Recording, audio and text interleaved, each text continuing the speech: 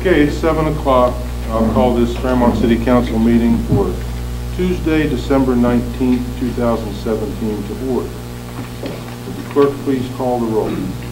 Mayor Manella. Here. Councilmember Moran. Here. Councilor Yan. Here. Councilmember Linger. Councilmember Merrifield. Here. Councilor Warner. Present. Councilor Grobb. Councilmember Mason. Here. Councilmember Strait. Here. Okay, this evening our opening ceremonies will be conducted by Reverend Dee Dee Mann will do the invocation, and the Pledge of Allegiance will be led by Councilmember Warner.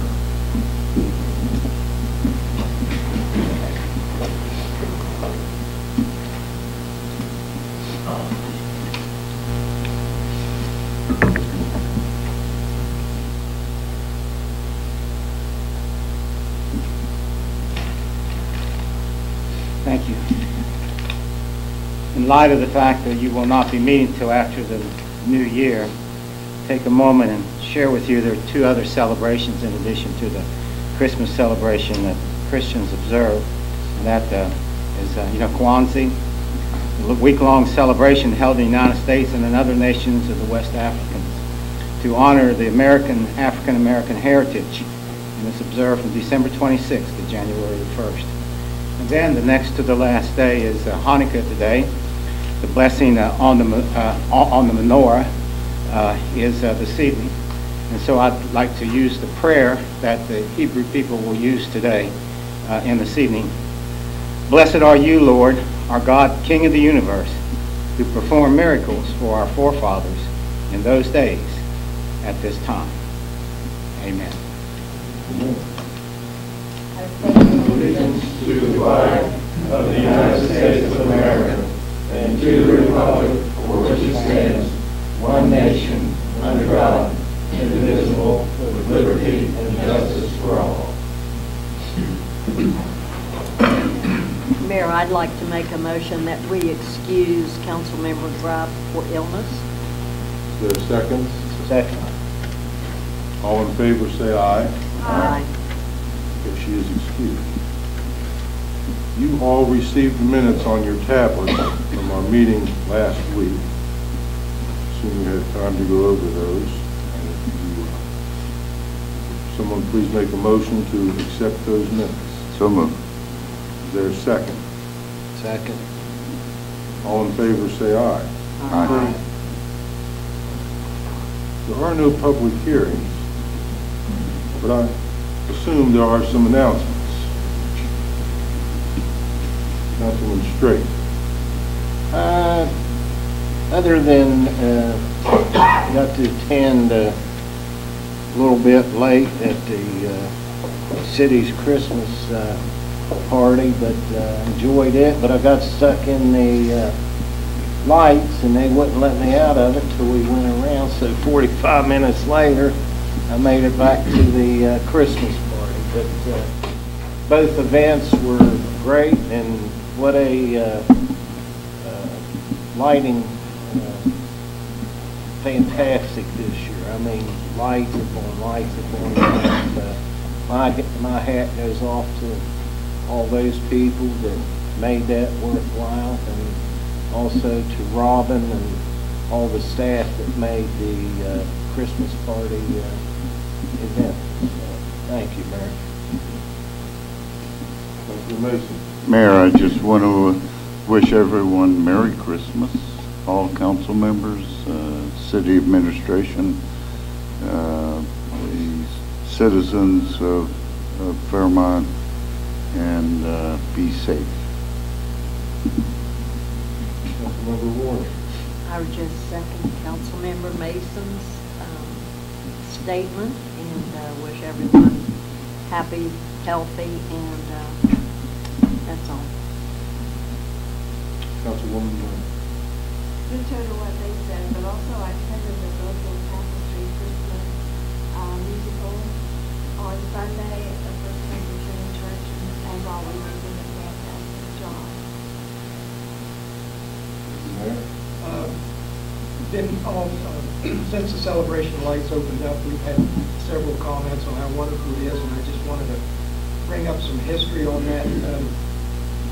Going back to 2005, that was initially by the United Way, and it wasn't moving along. In about 2007, Butch Phillips and Bob Hunt, who is very active in it now, got together. They got together with Kevin Rogers, who provided the heavy equipment, and they really got it going along. And since 2012 to 2016, they've raised $170,000 for United Way. They put through over 70,000 people. They put through over 18,000 cars, or I'm sorry, 5,500 cars. And this type of work that they've done, the dedication of that whole club, South Fairmont Rotary, I'd like to see them recognized for that. Could we have some proclamation possibly made up for that?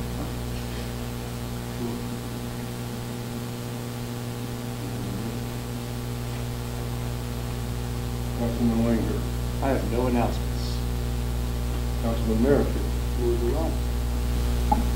I've got a couple of things. I think we were kind of remiss last week not to mention Fairmont Senior High School Polar Bear football team that was 3 plays away from being undefeated. And what a wonderful year they had. And they really did Fairmont proud. Tough bunch of guys. That was good for them. Also saw where Lieutenant John Murphy retired after a long career with the Fairmont Police Department. And I'd like to thank him for his service and for the years of keeping us safe. And I also attended the Christmas party at Morris Park for employees last Friday evening, and it was very well orchestrated, very well attended. My grandkids ran up and down the place like they were crazy. We had a good time. We also got to take in the lights after that, and they were beautiful. It was good. We have 3 citizens petitions this evening. The first one is Jim Nolan. Please come forward, state your name, your address. You have 5 minutes to address council. Jim Nolan, 704 Mount Vernon Avenue. I have a handout. This is something I wonder if I could pass it out. Donna has it. I'm not going to read it to you, but it's a it's a document for your reference. Because of the controversies over the Fairmont Human Rights Commission, I thought it would be helpful. Again, I don't want to be annoying, but I want to provide some information I think that may help clarify some of the claims that are being made by some of the opposition. I know this is on the will be on the ballot, and so for the next year we'll be hearing people making claims about whether or not sexual orientation and gender identity should be included or should not be included in a Human Rights Commission. And so the first point I want to make is that sexual orientation and gender identity are consistent with recent federal legislation. And I've given you here a list of some of those: the Hate Crime Sentencing Enhancement Act, Hate Crime Prevention Act, Federal Campus Hate Crime Data Collection, and the Hate Crime Statistics Act of 1990. All of those either include sexual orientation or gender identity or both. The second point I'd like to make is on the second page of the handout, is that the information that we have presently about hate crimes, which again is an extreme form of discrimination, only one form that we've been discussing as part of the Human Rights Commission. But hate crimes are investigated by the police, and sexual orientation hate crimes are reported by the West Virginia police agencies. If a hate crime against a gay and lesbian person is committed in Fairmont, the city of Fairmont, they may not be able to charge someone under the criminal statute, but they're required by the hate crime reporting, the National Hate Crime Reporting Program, to report this sexual orientation hate crime. And if you look at on the third page is a pie chart.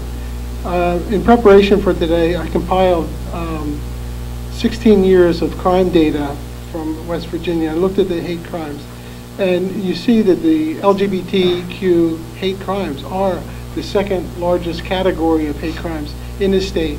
So whether you believe that sexual orientation should be included or not, people who identify as LGBTQ or who are considered LGBTQ are being victimized in this state. The third point that I want to make is if you look at, some people ask, why is this important? Aren't all crimes hate crimes, they say? Or aren't all assaults based on hate? And this is the same thing. Sometimes there's claims about theft. A burglary and a robbery are two forms of theft. But we make these distinctions so that we can, because they're nuanced, there's different about these types of crimes. And so hate crimes, if you look at hate crimes and compare hate assaults versus regular assaults, you see that they're 36% less likely to result in an arrest. And this is because they generally don't know the person, the offender. And for LGBTQ hate crimes, there are 55% lower odds of an arrest. LGBT hate crimes are 170% more likely to result in serious injury. Again, these are all assaults that I'm comparing, assaults that are bias motivated and some that are not. 170% more likely. And other forms of bias are 87% more likely to result in serious physical injury, which is unconsciousness, severe laceration, internal bleeding. Those are the types of things that make up serious physical injury. Bias crimes are 3 times more likely than, bias-motivated assaults are 3 times more likely than non-motivated assaults to be of the nature that there's one victim and multiple offenders. So again, whether you believe that these crimes are important or not, they tend to, they have their own nature to them. So in closing, sexual orientation and identity in statute is not weird. It fits, it conforms with what other people are doing in the federal government in anti-discrimination laws. And even though West Virginia, the state statute, doesn't include sexual orientation in the criminal statute, the police still report these things. And by looking at the data, you can see that hate crimes, hate assaults, hate crimes are different than the underlying offenses. And so, again, this is just, a lot of it's based on misinformation. I wanted to make these points. Thank you. Okay, thank you. Hi, I'm Dixie. It's great to meet you. Just impressive. Nice to meet you too. Count Dixie.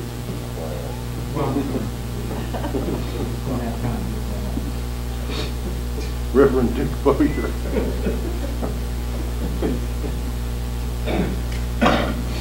Thank you. I'm Richard Bowyer, 905 7th Street. It's kind of hard to follow the exact site. I'm glad I got to speak before him.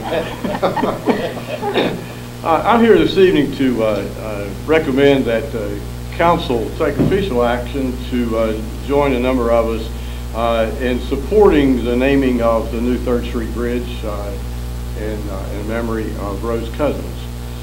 Rose was a longtime friend of mine. I knew her, probably met her first when she was working at Fairmont Clinic. She became, she has a whole list of achievements, but she became probably the best known and most highly respected medical records person in the whole state. There were clinics and doctors all over the state of West Virginia who, if they had a problem about medical records, they called or got in touch with Rose.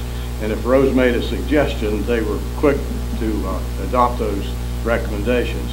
Of course, she was the first, at least African American, if not the first woman in West Virginia to be licensed as a pilot.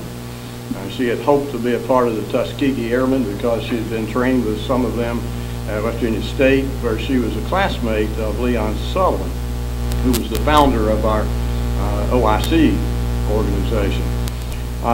So she was a leader around the community in many ways. In earlier years, she was a Girl Scout leader that influenced the lives of many young, particularly African American girls.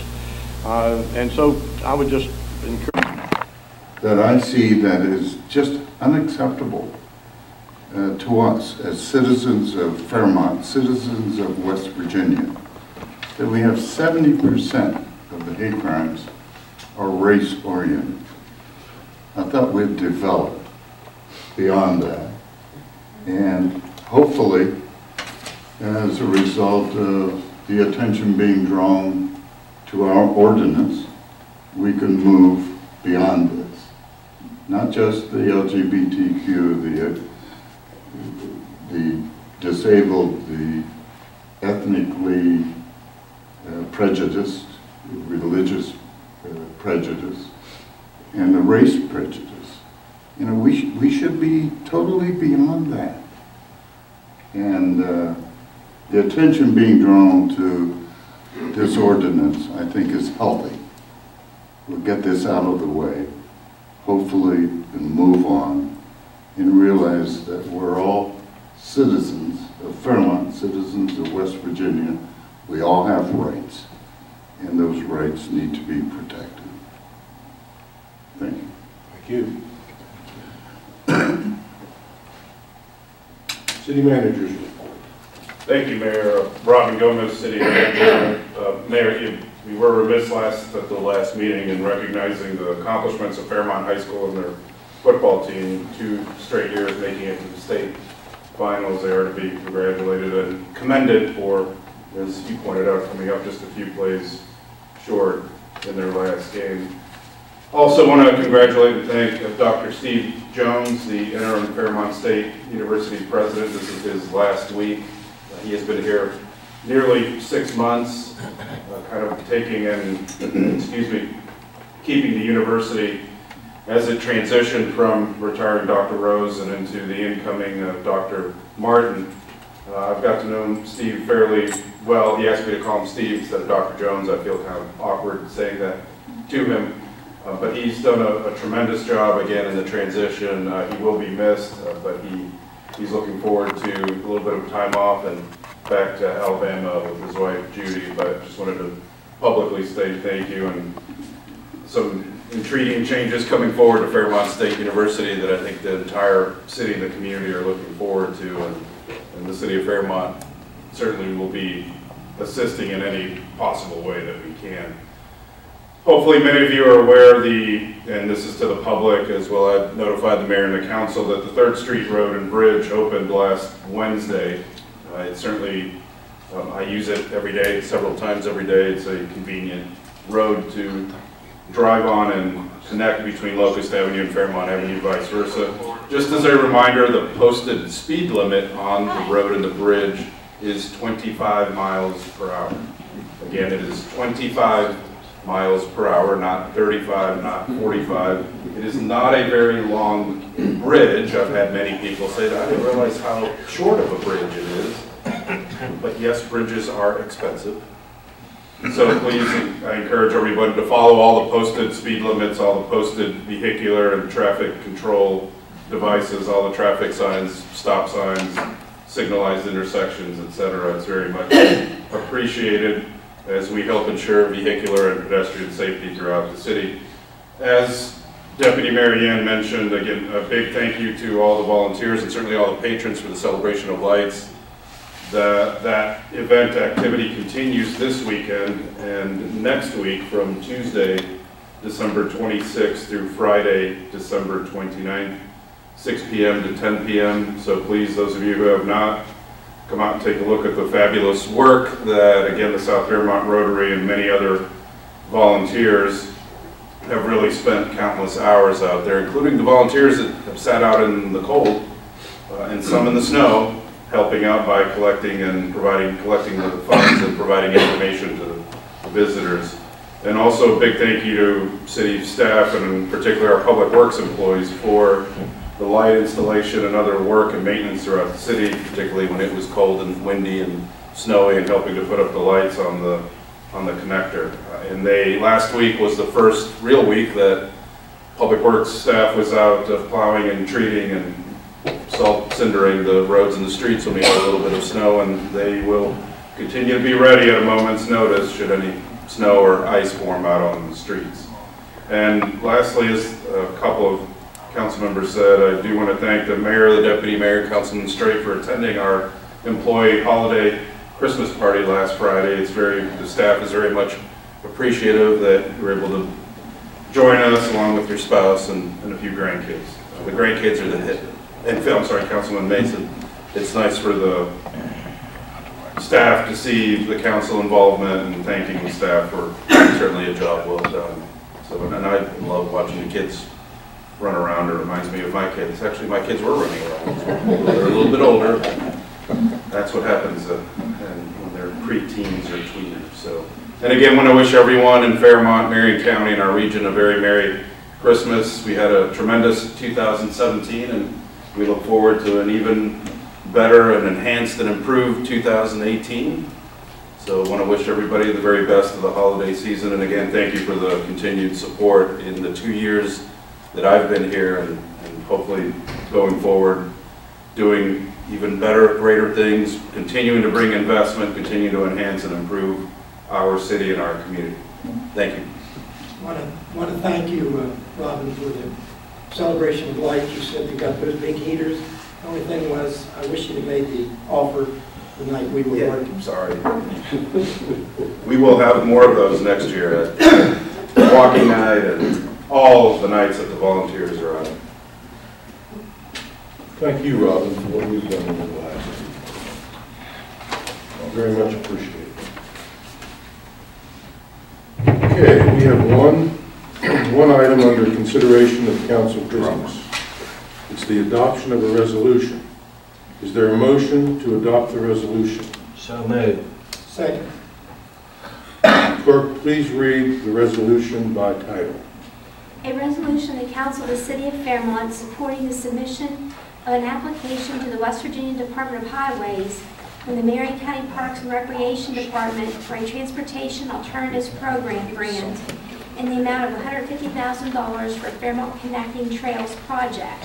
This resolution supports the efforts of the Marion County Parks and Recreation Program to apply for grant funding through the Transportation Alternative Program with the West Virginia Department of Highways. The city understands that McPark is applying for $150,000 in grant funds to purchase 2 properties from CSX Railroad, as well as design work for the new rail trail system.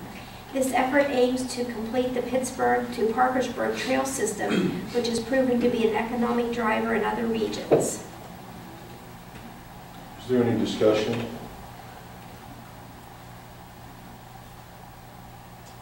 Will the clerk please call for a vote?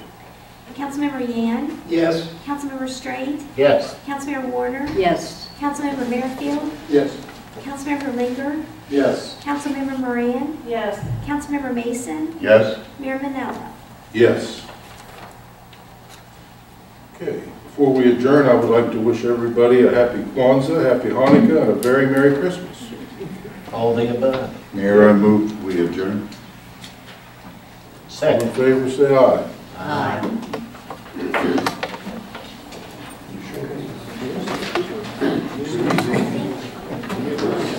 Dick, I forgot to mention to the secretary, but it's all right. And I just wasn't in the mood to speak. So I thought you were going to speak, so I didn't.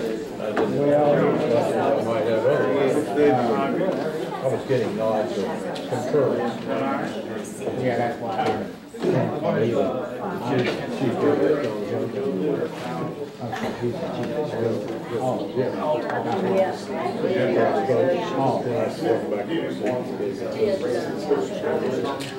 she works for,